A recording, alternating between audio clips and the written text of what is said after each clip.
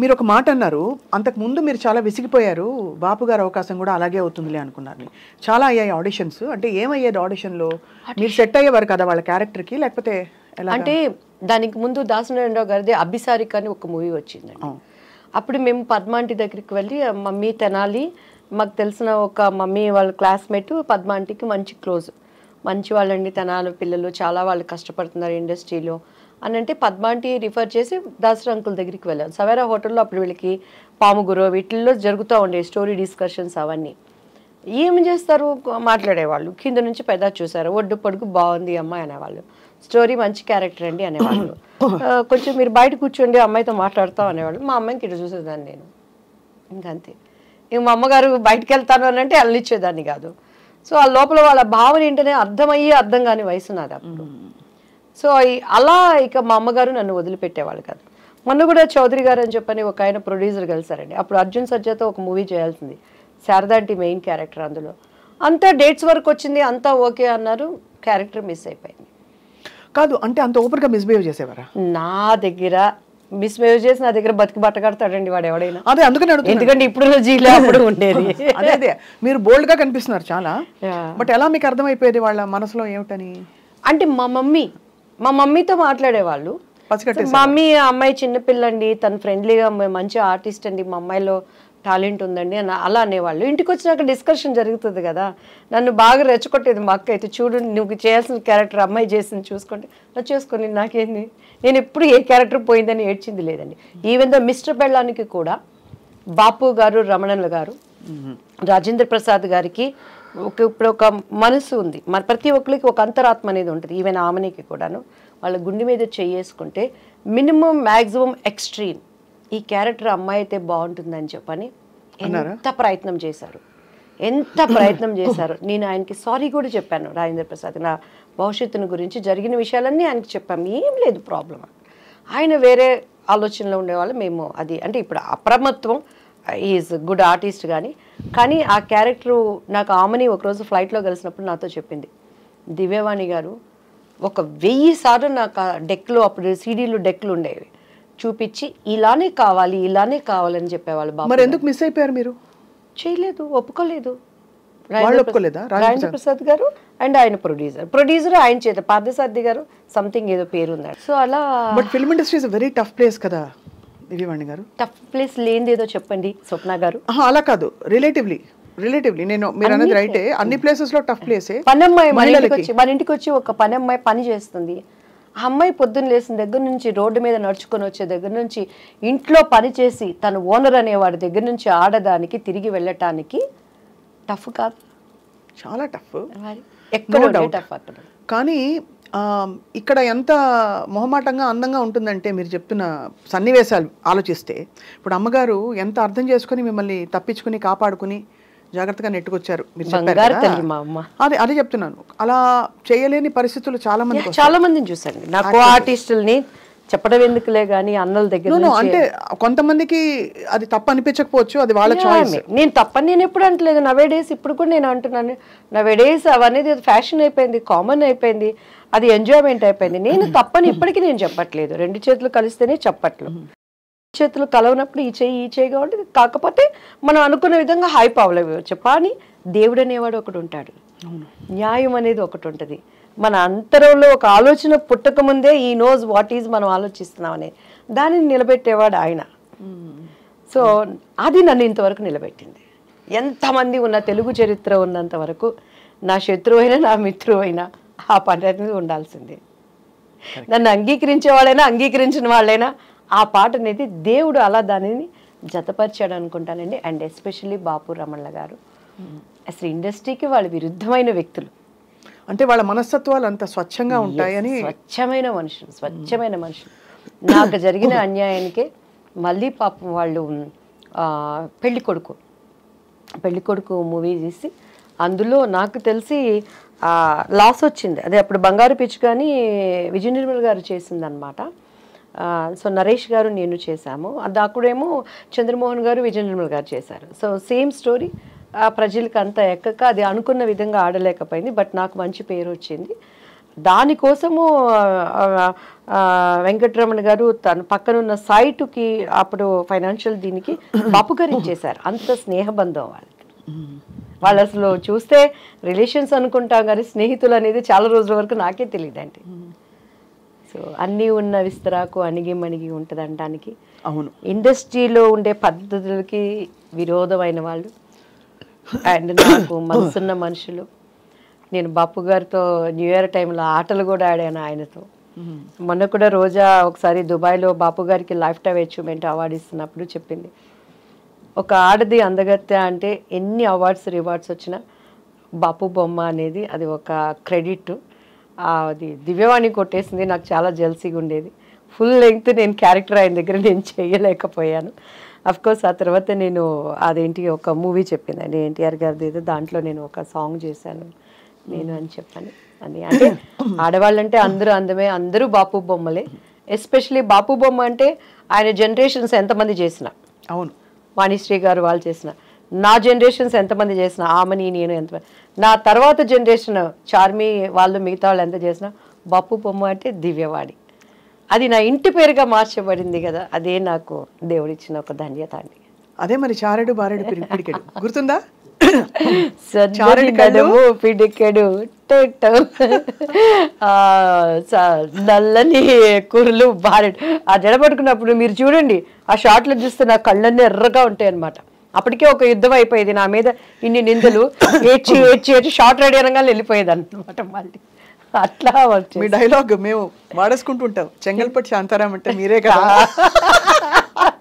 అదోటి అమ్ముకుట్టి అమ్ముకుట్టి మనసిలాయో కిట్టమూర్తి కిట్టమూర్తి తెలుసులే ఓయ్ ఓయ్. అందులో కూడా రమణ గారి ట్యాగ్ ఉంటుందండి ఆ సాంగ్స్. అండ్ అందులో స్వప్న గారు నా జీవితానికి నేను అనునించుకునే డైలాగుల్లో ముఖ్యమైనది. అండ్ రాజేంద్ర ప్రసాద్ గారు చెప్తారు ఒక డైలాగు. నేను అక్కడికి వెళ్ళి డ్యాన్స్ నేర్పిస్తూ అక్కడ ఉన్నప్పుడు మంచి చెడులు రాసులు పోసుకొని ఉండవట. అవును, అవకాశము ఉంటే మంచివాడు కూడా చెడ్డవాడుగా మారుతాడు, అవకాశం లేకపోతే చెడ్డవాడు కూడా మంచివాడిగా ఉంటాడు. కస్టమ్స్ అండ్ సుఖమ్స్, ద కాంబినేషన్ ఈజ్ లైఫ్. అంతే, పర్ఫెక్ట్ కదా అది. నా జీవితంలో ప్రతి చోట ఎదురయ్యే బిట్స్లో ఎంత అనుభవంతో ఎంత జ్ఞానంతో ఆయన ఆ డైలాగ్ రాశాడు. ప్రతి మనిషికి ఒక్కొక్క మనిషిలో ఉండే కలర్స్, నటన, నా బిడ్డలు కానీ బయట వాళ్ళు కానీ నమ్మిన వాళ్ళు కానీ బయటకు వచ్చేటప్పుడు అంతా మంచి చెడులు రాసుకుపోసుకొని ఉండవు. అవకాశం ఉందంటే మంచోడు కూడా చెడ్డోడు అయిపోతాడు, అవకాశం లేకపోతే చెడ్డోడు కూడా గప్చిప్ సాంబార్ బుడ్డి. సో అలా లైఫ్లో. అండ్ నా లైఫ్ ఏంటంటేనండి, మా మమ్మీ దగ్గర ఏం తెలీదు, మా ఆయన దగ్గర అంతకన్నా తెలీదు. ఇప్పుడు ఈ 5 ఏళ్ళు దేవుడు నిమిత్తమై నేను బయటకు వస్తున్నప్పుడు పాలిటిక్స్లోకి వచ్చినాక, ఓ ఇది ఇలా ఉంటారా, ఓ ఇది ఇలా ఉంటారా, వాళ్ళు ఇలా ఉంటే నేను ఇలానే ఉంటాను, అది నష్టమైనా నిజాన్ని బ్రతికించుకుంటాను, అదే నా హీరో, అది నన్ను కాపాడుతుంది అనే విధంగా వెళ్ళి ఈరోజు యథార్థవాది లోక విరోధి అనేదానికి సాదృశ్యంగా. మీరు చాలా బోల్డ్గా ఉన్నారు. అంటే మీరు ఇప్పుడు ఇంకా ఫీల్డ్లో ఉన్నట్టే, మీరు ఎంత పాలిటిక్స్లోకి వచ్చినా సినిమా ఇండస్ట్రీలో ఉన్నట్టే ఒక నటిగా మీరు ఇప్పటివరకు చెప్పిన విషయాలే ఇంత క్యాండిడ్గా ఎవరు మాట్లాడలేకపోయారు. అయ్యో, అంటే అది మీ ధైర్యానికి నిజంగా అలా కాదు అని అనేది. అంటే మీరేమి ఎవరిని దూషించలేదు, మీ పరిస్థితులు మీరు చెప్పారు, అది చాలా పెద్ద విషయం. కానీ ఆ తర్వాత కూడా మీరు ఎదురవుతూ ఉండిందండి. అంటే కష్టం. ఇప్పుడు మనకి కొన్ని గీతలు మనం గీసుకుంటాం, మనకి ఇలాంటి కాస్ట్యూమ్స్ వేసుకోను, ఈ ప్రవర్తన నాకు నచ్చదు అని. ఆ గీతలలో ఉండడం వల్ల ఇంకా తర్వాత కూడా మీరు అవకాశాలు కోల్పోయారా, లేకపోతే చాలా కోల్పోయాను? మిస్టర్ పెళ్ళాం ఒకటేనా? చాలా ఆమె సినిమా నేను చేయాల్సింది ఈవీవి గారిది, అండ్ నాకు అడ్వాన్స్ కూడా ఇచ్చేసారు, వెనక్కి వెళ్ళిపోయాను. గరానా మొగుళ్ళో వాణి విశ్వనాథ్ క్యారెక్టర్ నేను చేయాల్సింది, దానిని మిస్ అయిపోయాను.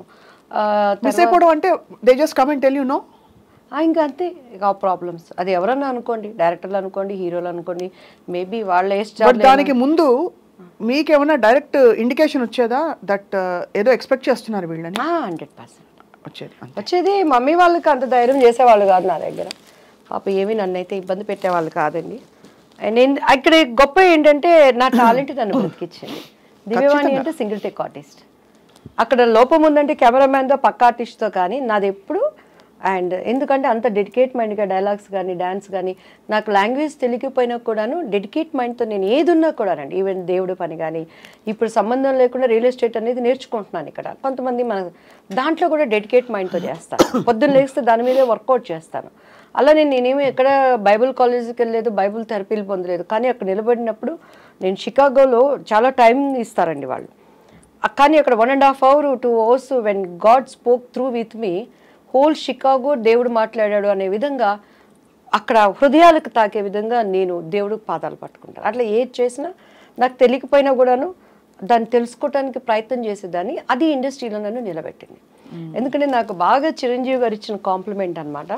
3 సినిమాలు ఒకటే సంవత్సరంలో, పెళ్లి పుస్తకం, ఇద్దరు పిల్లల ముద్దుల పోలీసు, ఎదురింటి మొగుడు హ్యాట్రిక్, హిట్ చిత్రాల కథానాయిక అని అప్పట్లో ఆంధ్రజ్యోతి వీటిలో వచ్చినప్పుడు చిరంజీవి గారు ఒకసారి ఎయిర్పోర్ట్లో చెన్నై, మా అమ్మగారు వెళ్ళిపోయి తొందరగా వెళ్ళు, నమస్తే చెప్పు, బాగా మాట్లాడు, ఆయన పక్కన నీకు వెళ్ళంగానే సార్ నమస్తే అండి అని అన్నారు. సార్ మీతో నేను ఒక్క సినిమా చేయాలి సార్, నాకు సార్ అంటే, నీకేంటమ్మా హిట్ చిత్రాలు కథానాయకువి అన్నారు. నాకు ఆ మాట అసలు ఎంత సంతోషం అనిపించింది అంటే, దాని తర్వాత కొండవీటి దొంగ చేశాం. కొండవీటి దొంగలో శుభలేఖ రాసుకున్న, యాక్చువల్లీ నేను ఆయనకు మరదలు, ఆ సాంగ్ నాకు ఆయనకి ఉండాల్సింది. కొన్ని అనివార్య చెప్పుకోలేని కారణాల వల్ల ఆ సాంగ్ మళ్ళీ రాధా గారికి మార్చబడింది. ఓహో, అందులో కూడా మళ్ళీ మారి సో అప్పుడు నేను ఏడ్చి మా మమ్మీ మేమంతా మరదల్ క్యారెక్టర్ వేశారు, కానీ ఆ పాట మాత్రం నా కోసం అని పెట్టింది. ఎందుకు దీనికి ప్రత్యక్షమైన సాక్షి పరచూరు గోపాలకృష్ణ గారు. అంటే ముందు చెప్పారు మీకు, ముందు రోజు ఒక సాంగ్ ఉంటుందని చెప్పారు. కొన్ని కారణాల వల్ల ఆ సాంగ్ని మళ్ళీ మార్చేసి రాధా గారికి ఆయనకి పెట్టారు. సో అలాంటి సంఘటనలు ఎన్నో, అలా చెప్పుకోలేనివి కొన్ని ఉంటాయి. చాలా మీరు పోరాడారు అయితే. చాలా నేను పోరాడలే, మా అమ్మ పోరాడారా? అమ్మ అలా నిజంగా కంటికి రెప్పలాగా అమ్మ కనుపాపలా చూసుకున్నారు మిమ్మల్ని నిజంగా, అంతే కదా? అంతే, ఎక్కడ కసికి అందకుండా. మీరు ఫిల్మ్స్ బాగా సాగుతున్న టైంలో మీ వివాహం ఎలా జరిగింది దివ్యవాణి గారు? వివాహం కూడా చేసుకోవాల్సి వచ్చింది ఒక లెక్క. ముత్తినంత హెండతి అని ఒక కన్నడ మూవీ జరిగిందండి. మాలశ్రీ సాయి కుమార్, నేను, ఆయన చూడటం, ఇష్టపడటం, అండ్ మా వాళ్ళతో మాట్లాడటం, అండ్ కొన్ని ఇంట్లో వాళ్ళకి ఇష్టపడలేదు, ఎందుకంటే చాలా భవిష్యత్తు ఉంది కదా నా మీద. మంచి అంటే అందరూ మంచి పీక్ లో ఉన్న మీరు. నాకు 22 yearsకే మా బాబు పుట్టేశాడు. But did you feel you made a wrong choice అప్పుడు? 100%. ఎందుకంటే కెరియర్ పీక్ లో ఉన్నప్పుడు ఏ స్త్రీ కూడా, అందులో ఇట్స్ అ పవర్ఫుల్ పొజిషన్, ఆర్థిక స్వాతంత్రం, డబ్బులు, పవర్, ఫేమ్ అన్ని. అప్పుడు ఏమనిపించేదంటే, ప్రేమించారా? ప్రేమించబడ్డాను. ఓకే, సో అందరి జీవితాల్లో అవుతాయండి. సో ఇట్స్ లైక్ ప్రేమ అంటే మనకు తెలియదు, అంత సీన్ లేదు మన ఫేస్లకి. ప్రేమించబడ్డాను అనమాట. అంటే ఇంకొకటి ఏంటంటే, స్వప్న గారు, నేను 14 yearsకి ఇండస్ట్రీకి వచ్చేసాను. డాన్స్ 87, నా 10th ఇంకా నాకు ఇది కూడా రాలేదు, ఏమంటారు దాన్ని, నా రిజల్ట్స్ కూడా రాలేదనమాట. మా నాన్నగారు చనిపోయారు. సో ఆ సినిమా హిట్ అయిపోయింది. ఒక 6 months ఏదో నా మీద వర్కౌట్ చేశారు మమ్మీ వాళ్ళు క్యారెక్టర్స్ కోసం. నా ఆల్బమ్ రావటం అప్పట్లో ఎస్పి వెంకన్న బాబు గారికి చేతుల్లోకి వెళ్ళింది. ఆయన డేట్స్ చూస్తానికి తీసుకునే టైంలో టక్టక్క సినిమాలు రావటం, రామారావు గారు, పసుపులేటి రామారావు గారు డేట్స్ చూసేవాళ్ళు, ఉమా అంకుల్ చూసుకునేవాళ్ళు. కొన్ని దానిగా వచ్చాయి. 3 years నాన్ స్టాప్గా నేను ఇల్లు చూడలేదు. ఒకలాంటి హోమ్ సిక్ అయిపోయేది. మా ఇంట్లో కుక్క పిల్ల, మా అక్క, మా అన్నయ్య. అట్లా టైంలో నేను కళలో ఆ సినిమా హిట్ కొట్టడం, వెళ్ళిపోవటం, చేయటం, నాకేమైపోయేదంటే పొద్దుగూకులు వర్క్, అమ్మ నాన్న. సో ఆ టైంలో ఏదో ఒకటి నాకు ఐ వాంట్ సంథింగ్, అది నాకంటూ ఒక స్వతంత్రమైన జీవితం అని చెప్పుకోలేని పరిస్థితి. నేను నా భావనలు నేను చెప్పుకోలేను. డ్రెస్ వేసుకోవాలా, అమ్మ చెప్పింది వేసుకోవాలి. మాట్లాడటం ఇంటర్వ్యూలో మమ్మీ ట్రైనింగ్ ఇచ్చి, అప్పుడు ఈ ప్రభు వీళ్ళంతా మా మమ్మీ దగ్గరకు కూడా వచ్చేవాళ్ళు కదండి. అంత మా మమ్మీ అంటే హిట్లర్ అనమాట ఇంటర్వ్యూలు అంటే. ముందు ఇది చెప్పి అన్నీ చెప్పి వీటన్నిటి కాలడం మా మమ్మీ అని చెప్పాలని నేర్పించేది. సో అట్లా నాలో ఫస్ట్ నుంచి కూడా ఒక భావనలు ఉండే, వాటన్నిటికీ బ్రేక్ పడిపోయింది. తెలియకుండా ఇది పెళ్ళని చేసుకుంటే నేను వెళ్ళిపోతాను కదా, నాకంటూ నా లైఫ్ నేను ఇష్టంగా బ్రతక. మెయిన్ 80% అది కారణం, 20% నా వయసు కారణం. ఇంకా మిగతాది పరిస్థితులు, మనకి కొన్ని దేవుడు అనుమతిస్తాడు. But I choose wrong decision. అది నాకు ఇప్పుడు అర్థమవుతుంది. అవునులేండి, అవును. ఆ ఇండివిజువాలిటీ అవును, ఇండివిజువాలిటీ మనం ఉండుంటే ఇంకా. బట్ కానీ ఇంకొకసారి కూడా నేను అనుకుంటాను, ఒకవేళ నేను అలా ఉన్నా కూడా నాకు క్యారెక్టర్స్ వస్తాయని గ్యారంటీ ఏంటి? మంచి ఆర్టిస్టు, ఒడ్డు పొడుగు బాగుంది, అభినయం ఉంది, అందు ఉంది, సింగిల్ టేక్ ఆర్టిస్టు అన్నీ ఉన్నా కూడాను తెర వెనక టాలెంట్స్ మనకి లేవు. వస్తాయా లేవా గ్యారంటీ లేదు. సో అట్లా నేను శుభలగ్నం సినిమాలు అండి ఆమెని క్యారెక్టర్కి. మొన్న కూడా నిన్న ఏదో ఫంక్షన్లో ఎస్వి కృష్ణారెడ్డి గారు కలిసాను, అదే చెప్పాను, సార్ శుభలగ్నంలో ఆమెని క్యారెక్టర్ నాది, ఎందుకు పోయిందో మీకు తెలుసు, ఇప్పటికైనా ఆ భర్తీని ఆ ఫుల్ఫిల్ మీరే చేయాలి సార్ అంటే కృష్ణారెడ్డి గారు నవ్వుతా ఉన్నారు. సార్ చాలా అంటే హీ సపోర్టివ్ ఆఫ్ విమెన్ కదా చాలా, కృష్ణారెడ్డి గారు ఇప్పుడు కూడా. ఆ క్యారెక్టర్ అదే మీరు ఆ శుభలగ్నం మంచి పవర్ఫుల్ ఆమెని క్యారెక్టర్. ఆమెని గారి మొన్ననే ఆమెని గారిని ఇంటర్వ్యూ కోసం కలిశాను అనమాట. అని ఐ ఫీల్ హ్యాపీ. నా అలాగే కష్టంతోనో వచ్చిన ఇంకొక వాళ్ళకి రావటం, వాళ్ళకి అది లైఫ్ అవటం కూడా ఐ అప్రిషియేట్. వాళ్ళకి మంచి, ఎవరికైనా మనం బాగుండాలి, అందరూ బాగుండాలంటే దానికి అర్థం అదే కదా స్వప్న గారు. కానీ నేను ఎప్పుడు బాధపడలేదని, ఏ రోజు ఈ క్యారెక్టర్ నాకు పోయింది అని బొక్కబార్లు పడుకొని అన్నం మానేసి ఏడ్చింది. గ్యాప్లో ఏం చేసేవారు మరి? ఆలోచిస్తూ కూర్చునేవారా ఇప్పుడు సినిమాల మధ్య గ్యాప్లో? అసలు గ్యాప్ ఎక్కడుంది స్వప్న గారు? పెళ్ళయ్యే వరకు నాన్ స్టాప్ పోరాటం. తర్వాత ఇంకా పెళ్లి వల్ల మీరు బ్రేక్ తీసుకున్నారు. మ్యారేజ్ అయిపోయింది, ఇమీడియట్ గా కన్సీవ్ 22 yearsకి నా బాబు పుట్టేశాడు. 24 yearsకి నా పాప. వాళ్ళ క్యారియర్తో అడపా సీరియల్స్ అవి చేసుకోవటం. అండ్ ఆఫ్టర్ దట్ వాళ్ళ చదువులు. ఇప్పుడు కొంచెం అలా ఊపిరి పీల్చుకుంటున్నాను కొంచెం. What was the biggest tragedy in your life మన దివ్యవాణి గారు? మా బాబు పుట్టినాక నాకు కొంచెం హస్బెండ్ సైడ్ చాలా ఇబ్బందులు ఫేస్ చేశానండి. అండ్ అప్పుడు ఆ ట్రాజడీని కూడా దేవుడు ట్రాజడీ అని తెలియకుండా నా కుటుంబీకులు నన్ను చాలా ఆదుకున్నారు. అండ్ బాబు హెల్త్ విషయంలో బాగా సఫర్ అయ్యాను. ఆఫ్టర్ దట్ చెన్నై వచ్చేసాను నేను. అప్పటి నుంచి నేను సింగిల్ పేరెంట్. ఇప్పటి వరకు కూడా బయట ప్రపంచానికి ఎవరికి తెలియదు. ఫస్ట్ టైం మీకే మీ ఇంటర్వ్యూలోనే చెప్తున్నాను, సింగిల్ పేరెంట్. బట్ మా వారు చాలా మనసున్న వ్యక్తి. He's good father, good husband. కానీ కొన్ని అనుకోని సంఘటనలు నా కళ్ళతో నేను చూడటం ద్వారా దగ్గరైన మనుషులకి దూరంగా బ్రతుకుతూ ప్రపంచం కోసం